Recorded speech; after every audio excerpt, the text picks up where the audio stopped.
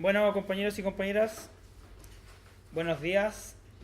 Agradecemos la presencia de cada uno de ustedes y además la paciencia por esperar lo que nos hemos demorado en iniciar esta jornada de congreso. La verdad es que estaba citada para las 9 y nos hemos demorado bastante en comenzar, pero la idea es que podamos dar un trabajo lo suficientemente profundo para salir con planteamientos concretos que van a ir destinados hacia ser discutidos en la comisión de congreso que se va a levantar en el ejecutivo de la coordinadora nacional, a realizarse la próxima semana en Santiago. Para comenzar este trabajo, la idea es que compartir con ustedes más o menos un diagnóstico sobre cómo entendemos el sistema previsional, cuáles son los resultados más conocidos del sistema de AFP y además de eso terminar mostrando la propuesta que se elaboró en el Congreso pasado que se constituye como una apuesta técnica para sustituir el sistema de AFP por un sistema de reparto tripartito y solidario. Es decir, uno de los elementos en que se ha avanzado en esta coordinadora nacional no ha sido solamente levantar la reivindicación y en tratar de posicionarla, sino que además ha elaborado una propuesta para hacerse cargo de la solución a este problema que afecta a cada uno de nosotros y nosotras como trabajadores, ya sea para quienes se encuentran jubilados, para quienes se acercan ya al fin de su día laboral, o para los trabajadores jóvenes que estamos precarizados, como el caso de, me imagino, muchos de nosotros, porque es la tónica actual de trabajo en esta sociedad. Así que eso, vamos a comenzar ahora en esta revisión que se ha basado principalmente en datos de Fundación Sol y además de las superintendencias de AFP. Bueno, para comenzar, básicamente contar que el sistema de protección social, hay personas que creen que nace del Estado. Bueno, la verdad es que la historia lo desmiente porque a finales del siglo XIX es cuando a través de la organización de los trabajadores en forma de sociedades de socorros mutuos empiezan la primer germen de sistema de protección solidario entre cada uno de los miembros del sindicato. La verdad es que esta forma de organización era muy precaria, asociado también a los precarios sindicatos, pero que tenían fines muy puntuales. Por ejemplo, la sociedad de socorros mutuos estaba basada principalmente en cubrir los gastos mediante una cotización de cada uno de los beneficiarios en caso de accidente costear el funeral, lo cual es sumamente precario, pero demuestra que en aquellos años era muy poco lo que se tenía en cuanto a seguridad social. Bueno, acá tenemos un pequeño cronograma de 3 hitos grandes que consideramos nosotros para entender cómo se instala la dinámica previsional y el tema previsional en Chile. Y es que en 1885, después de la Guerra del Pacífico, se realiza el primer Congreso Obrero en el cual se levantan las demandas por protección y seguridad social. Luego, en 1911, se describe la Declaración de Principios de la Federación Obrera de Chile, la FOCH, y se establece como una sociedad de socorros mutuos. Y en 1924 finalmente se crea la caja del seguro obrero, la de los empleados particulares y la de los empleados públicos. Esto no fue tan bonito como sale planteado hoy. Sabemos muy bien que hubieron matanzas obreras en aquella época y además tampoco debemos olvidar que antes de 1924 también nacen los primeros partidos de representación que tienen en su arraigo representar a la clase obrera, a las clases bajas. Por ende, ese es el proceso que se empieza a dar de lucha, de tensión, para que finalmente en 1924, previo ya a la crisis del 29, pero en plena crisis del centenario, se empiece a plantear los primeros esbozos de un sistema de protección social ante la precariedad en la cual vivía la sociedad. Y ahí abajito vemos que las cajas en sus inicios tenían como objetivo financiar atención médica, pensiones de invalidez y jubilaciones. Se financiaban a partir de las cotizaciones de sus asociados en conjunto con aportes estatales. ¿Cuándo se instaura el primer sistema de reparto en Chile? Bueno, en 1952 se instala el sistema de reparto y solidario en Chile. Las razones por las cuales se instala es debido a que el sistema anterior, el de las cajas, se encontraba ya un poco desvalorizado el dinero porque no alcanzaban a juntar el suficiente capital y además de eso por los periodos inflacionarios el dinero perdía su valor. O sea, el dinero, el peso que tú ponías en 1930 no era el mismo que valía en 1950 cuando te jubilabas por los diversos procesos inflacionarios, por lo cual el dinero valía menos. Y a pesar de que se cambió el sistema, las cajas siguieron administrando los fondos de previsión. Y el cambio de sistema además se dio en consonancia a la estrategia desarrollista que se adoptó en Chile, conocida como el modelo de industrialización por sustitución de importaciones, desde el cual nacen muchas empresas que después fueron privatizadas o que ya tienen un valor testimonial, como ENAP, la Corfo, Enami, etcétera, un montón de empresas estatales, y además se empieza a fortalecer la inversión nacional en base a la industrialización. Entonces, en este periodo, además, entre 1952 y 1973, se dio una fuerte expansión también de la seguridad social, presentada, por ejemplo, en otro tipo de leyes. El sistema antiguo principalmente se explica así: los jubilados reciben su dinero o sus pensiones mediante las cotizaciones que generan los trabajadores activos, y los trabajadores activos cotizan con la futura promesa de que los trabajadores del mañana van a financiar sus pensiones cuando sean jubilados. Entonces, además de esto, cotizaban los trabajadores y además los empleadores, que contribuían al Estado con un impuesto. El Estado era quien aseguraba los fondos ante cualquier situación, como la desvalorización del dinero, etcétera. Y además de eso, las mujeres no necesitaban juntar un monto mínimo, ya que el Estado reconocía que la mayoría de ellas se dedicaba al trabajo doméstico y se dedicaba a su contribución a la sociedad en base al cuidado del hogar y al cuidado de los hijos. Recordar que en aquellos años, entre esta época, 1952 y 1973, en ese periodo la inserción de la mujer fue bastante paulatina, pero no alcanzó, claro, aún así eran bajas respecto a la de los hombres. Y las distintas cajas y sus asociaciones, una mirada general que para 1960 en Chile existían 35 cajas y 150 regímenes de previsión distintos. Algunos eran mejores que otros. La distribución nos señala que, por ejemplo, para 1960 el seguro obrero tenía al 64,87% de la gente cotizante activa estaba en esa caja. Y eso estaba acorde también a la realidad laboral de aquella época, en que la mayoría desempeñaba trabajo de esas características. Después venían los empleados particulares con un 17,59% y los empleados públicos y periodistas con un 11,69%. Finalmente, otras cajas se disputaban el 5,92% restante. Los distintos regímenes dependían directamente del tipo de trabajo que se desempeñaba. Por ejemplo, las pensiones de los obreros, como podían entregar menos cotización, por lo general eran más bajas. Y los empleados particulares, por ejemplo, tenían un régimen que ellos se jubilaban con los 25 años de servicio, ellos se jubilaban. En su momento también los profesores se jubilaban con 25 o 30 años de servicio. Eso después cambió. Y vemos que el fin del sistema de reparto adviene por la crisis del modelo de sustitución de importaciones, principalmente por la falta de mercados para exportar y la dificultad para adquirir tecnología. Esta dificultad para adquirir tecnología se explica por el mundo en el cual estaba polarizado, en el cual o tú le comprabas al bloque capitalista o le comprabas al bloque comunista, pero no existía la posibilidad de ese libre mercado internacional porque el mundo estaba sumamente polarizado. Y bueno, y después todos sabemos lo que ocurrió con el tema de la ola de dictaduras en América Latina, que al final forzó a que América Latina se relacionara comercialmente solamente con el bloque capitalista. Pero esta crítica que se plantea o este cuestionamiento viene directamente desde el empresariado, porque a fin de cuentas a él le salía más caro mantener mano de obra porque tenía un impuesto asociado al trabajo. Y a pesar del golpe militar de la dictadura, no fue hasta 1979 que comienza a gestarse el fin del sistema de reparto con lo que se llama el plan laboral. Y este plan laboral, que contempló, como sabemos bien, el código laboral y las relaciones o las leyes de sindicalización, además también tocó el tema de la previsión. ¿Cuáles son lo que trajo este fin del sistema de reparto? Que nace un sistema de capitalización individual y nacen las administradoras de fondos de pensiones conocidas como AFP. Se organizó el sistema en base a la acumulación personal del trabajador y se eliminó el impuesto previsional que debían pagar el empleador. O sea, el empleador ya no contribuía a la cotización del trabajador o a las pensiones, por ende lo único que se preocupaba era de pagar extraer ese 10% del trabajador y depositarla en la AFP. Ya no se preocupaba de financiar el sistema.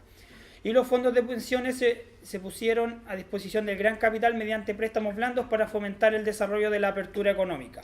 Como Chile, supuestamente por el cáncer marxista, venía con una economía bastante enferma, se empezó aparte de licitar las empresas, se empezó a entregar todos los fondos de pensiones a estas grandes empresas para que ellos puedan generar inversión y con retornarla con muy baja tasa de interés posteriormente. Este último objetivo no fue declarado en su comienzo, pero su creador, José Piñera, no ha tenido ningún tapujo en reconocer que ese ha sido su principal aporte mediante ha pasado los años.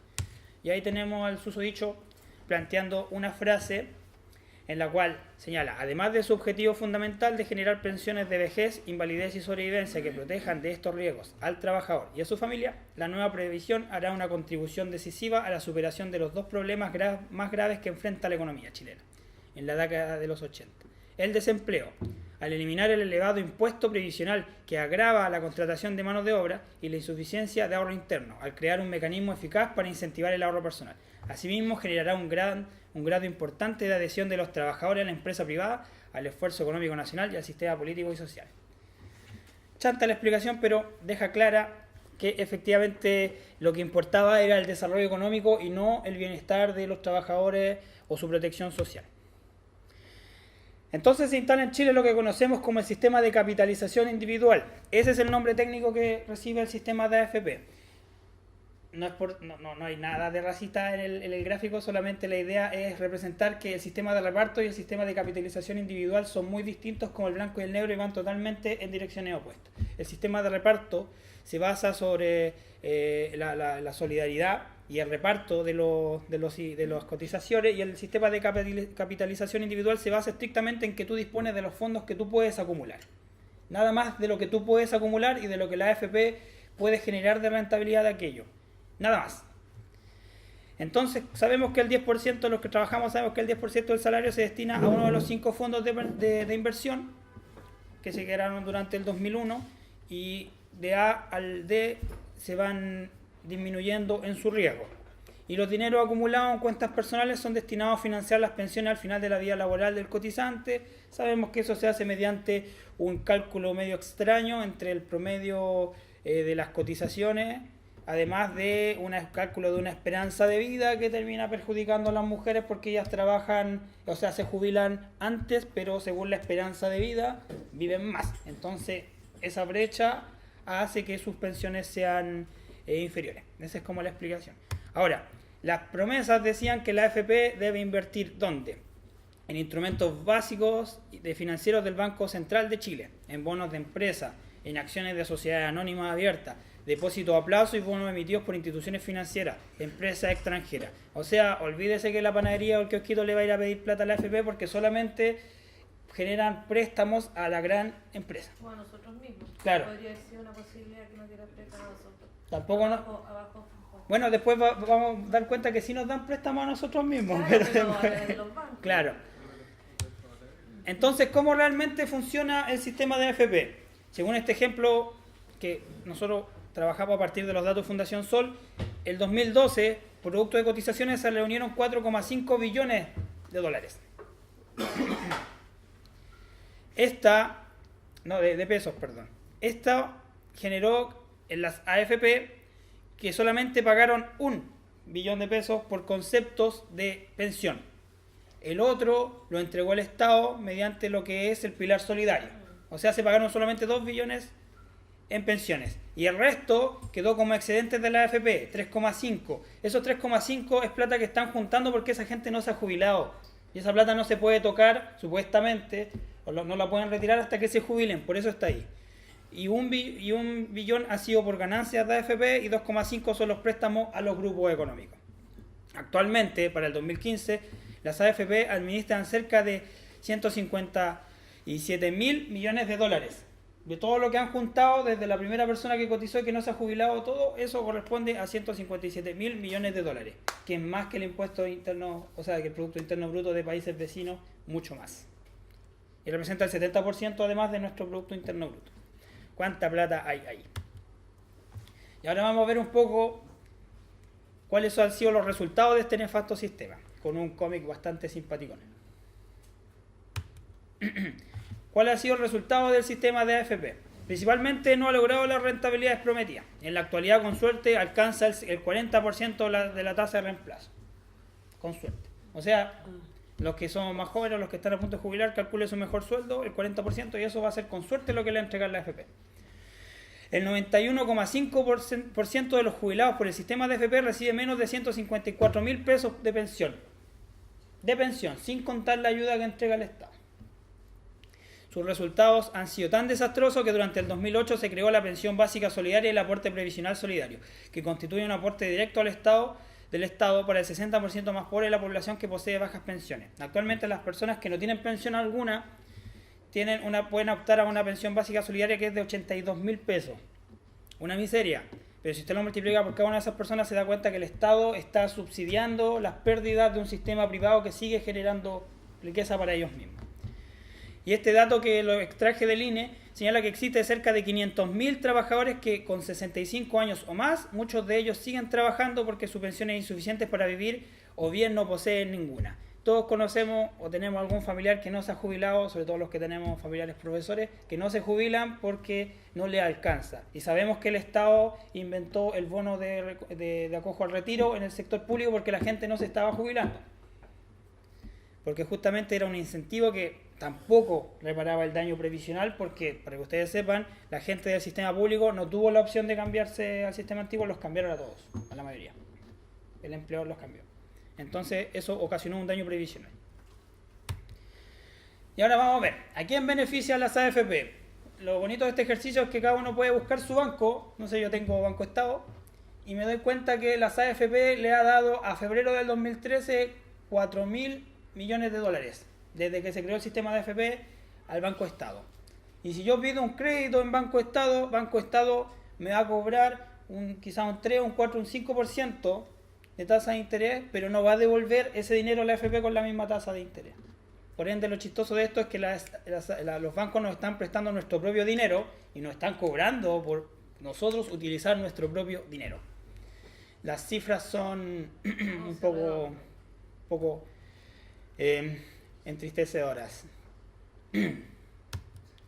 Y aquí tenemos a otras empresas. Hay unas que no son conocidas, pero hay otras que sí. Por ejemplo, Cencosud. Cuando uno se atrasa en una cuota pagando, por ejemplo, la tarjeta Cencosud, o cuando va a comprar a Falabella en cuota, le están cobrando interés sobre el mismo dinero que hemos aportado nosotros como trabajadores. Y para qué hablar, por ejemplo, del tema de Sokimich. Entonces, ¿qué ocurre? Y estos han sido escándalos que han pasado en la sociedad últimamente. La colusión del Confort le costó a los fondos de pensión una pérdida de 158 millones de dólares, porque habían comprado bonos las AFP en esa empresa y por ende cuando se destapó todo esto y por los efectos de la bolsa, se perdió ese dinero por la baja de acciones. Durante el 2014 las AFP invirtieron poco más de 572 millones de dólares en empresas del Grupo Penta. Entonces todos nosotros le pagamos la candidatura a Evelyn Matei. Todos nosotros le pagamos todas las candidaturas a la UDI mediante la financiación de ese partido por los aportes ilegales. Para el 2015 la inversión de las AFP en Sokimich ascendía a 135 millones de dólares. Y la vimos nuevamente cuál era el histórico. O sea, seguimos pagando candidaturas de forma truculenta con nuestro dinero. Y otro dato importante es que el gobierno le concedió una rebaja de impuestos de 90.000 millones de pesos por la fusión Cuprum-Argentum, que era una AFP que iba a comprar a otra, pero lo consideró por un resquicio legal como fusión y está condonando actualmente 90.000 millones de dólares. Eso todavía no se resuelve en Contraloría, pero si no hubiera, por ejemplo, el periodismo no hubiera estado ahí encima, el periodismo crítico probablemente hubiera pasado pelado. Y a pesar de todo eso, en 2015 las AFP obtuvieron un aumento de utilidades del 22,4%, o sea, siguieron generando riquezas para sí mismos. Entonces, ¿qué hacemos ante este nefasto escenario? Y aquí es cuando planteamos la propuesta de la coordinadora No Más AFP. Siempre decimos que tenemos 3 principios básicos de una propuesta, que tiene que ser de reparto, solidario, tripartito. La idea es avanzar y explicar cuáles son los pasos que nosotros proponemos para una nueva propuesta. La primera propuesta, y es lo obvio, siempre hay que partir por lo obvio, es eliminar las AFP mediante la derogación del decreto 3500, que es el que rige las AFP. Cambiar el paradigma previsional, o sea, volver al sistema de reparto dejando atrás el de capitalización individual. Este elemento es fundamental. Los que hemos, por ejemplo, los que hemos trabajado siempre volanteando o los que hemos trabajado también de cerca con la comunidad, sabemos que es muy difícil romper con el paradigma individualista. Y eso no ha sido siempre así. Tenemos que asumir que para cambiar el sistema de reparto que estaba muy arraigado, o sea, decir, llevaba más de 20 años instaurado acá en Chile, se hizo necesario un contexto de dictadura en el cual todas las fuerzas sociales estaban constantemente reprimidas para hacer ese cambio. Y eso dio como resultado un cambio cultural en el cual actualmente existe mucho espacio, muy poco espacio en la mentalidad del chileno para aceptar el hecho de que los derechos sociales pueden ser solidarios y no individuales.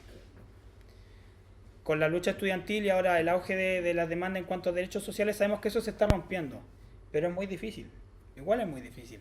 Y ahí también el tema de que cambiar el paradigma previsional implica entrar en el debate de los derechos sociales, de instalar de que efectivamente no tiene que ser la previsión una responsabilidad individual, sino que puede ser compartida. El otro punto es construir una organización o organizaciones de derecho privado sin fines de lucro para administrar los fondos de pensión, en los cuales participen los trabajadores en su administración. Eso es principalmente volver a una figura similar en las cajas, en las cuales sin fines de lucro ellos administraban y además distribuían los recursos para que estos fueran distribuidos en las distintas personas que accedían a los distintos regímenes previsionales. Y otro punto, que es el cuarto, es retornar a la figura del impuesto previsional a cargo del empleador para engrosar la recaudación de los fondos previsionales. Este punto es súper complejo porque todos sabemos que las empresas, es difícil chantarle un impuesto a las empresas, pero también se plantea en la propuesta que si esto ha de ser gradual, se puede plantear una especie de franquicia tributaria para que las empresas empiecen a pagar impuestos sabiendo que pueden reducir, por ejemplo, otro tipo de impuestos. El problema aquí también es que las empresas, y todos estamos de acuerdo, tienen mucho poder en este país y por ende es muy difícil plantear de rompe y raja, chantarle un impuesto cuando esta reforma tributaria que se planteó, que no era ni tan buena, aún así lo asustó. La reforma laboral también es peor que el código laboral y aún así se plantean en contra, es porque el empresariado aún, la gran empresa aún quiere defender su posición de privilegio en cuanto al poder en este país.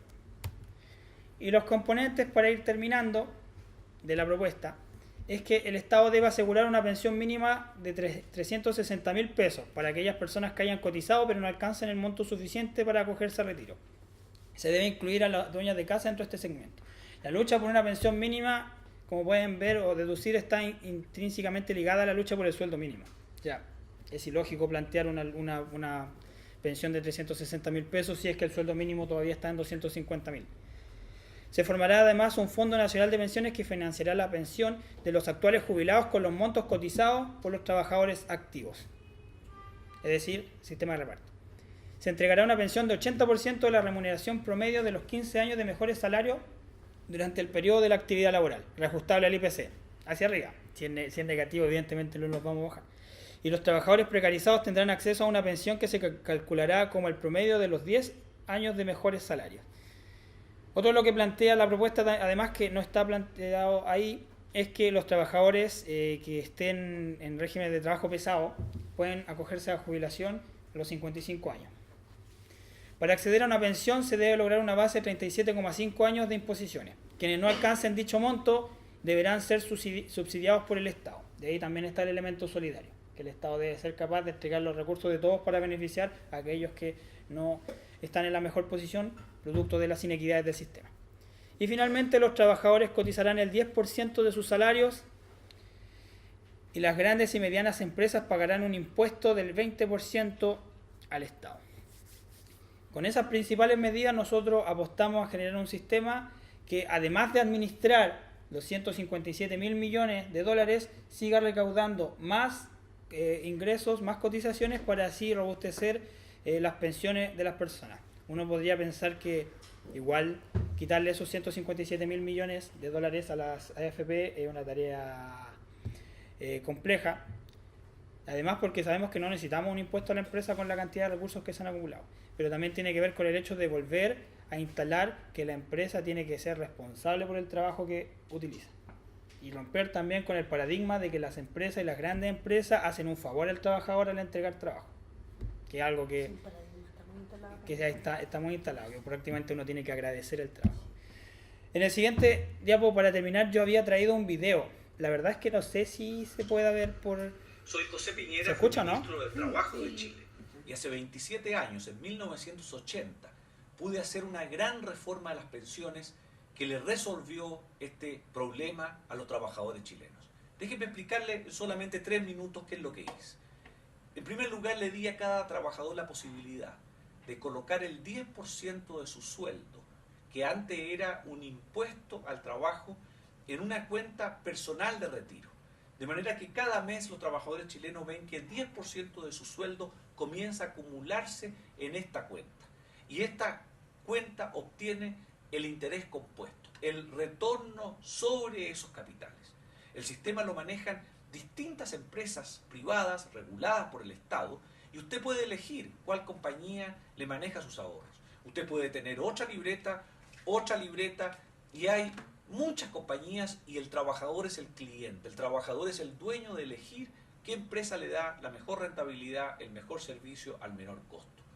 Y por último, el gobierno tiene un importante rol, regular que el sistema sea honesto, sea transparente, que haya una gran diversificación del riesgo y al mismo tiempo asegurar una red de seguridad social mínima. Pues bien, en Chile le dimos a cada trabajador la libertad, la opción de escoger si quedarse en el sistema estatal antiguo, que era malo, pero algunas personas le temen a cambiar a un sistema nuevo, o moverse al sistema de la libretita, como lo llamamos nosotros. ¿Me va a creer usted que 95% de los trabajadores chilenos prefirieron tener un sistema de ahorro del cual eran propietarios? Prefirieron tener su dinero donde sus ojos podían verlo. Y hoy día la gran mayoría de los trabajadores chilenos entonces tienen una cuenta personal de retiro. ¿Cuáles han sido los resultados? En primer lugar, en 27 años no se ha perdido nunca un peso en fraude o en mal manejo. Es un sistema que ha sido extraordinariamente seguro y por eso es que es reconocido en todo el mundo como un éxito. En segundo lugar, aunque yo expliqué el sistema con una tasa de retorno de solo 4% para dar buenas pensiones, ha sido tal el impacto en la economía, en el crecimiento, que el sistema ha dado una tasa de retorno promedio al año de 10% por encima de la inflación por 26 años. Usted se imagina cómo los trabajadores chilenos han acumulado dinero en esta libretita. Y por último, este sistema ha ayudado mucho a la economía, porque ha permitido la creación de un mercado de capitales enorme para financiar nuevas empresas que han dado más trabajo. Y hoy en día la tasa de desempleo en Chile es la más baja de América Latina. Y esto ha hecho crecer la economía y crear la mejor economía y más próspera de América Latina. El sistema funciona en Chile y ha sido una gran alegría para todos nosotros. Muchas gracias. El video, este de Tipejo grabó este video el año 2007-2008 en el marco de la crisis económica en la cual está Estados Unidos. La propuesta, lo que estaba tratando de hacer este sujeto era convencer a la comunidad latina de que el sistema de AFP chileno era bueno y que por ende exigiera al gobierno que se cambiara. Bueno, Estados Unidos no lo hizo y creo que 3 o 4 años un premio Nobel de Economía dijo: agradezco no habernos cambiado el sistema de AFP porque efectivamente era nefasto.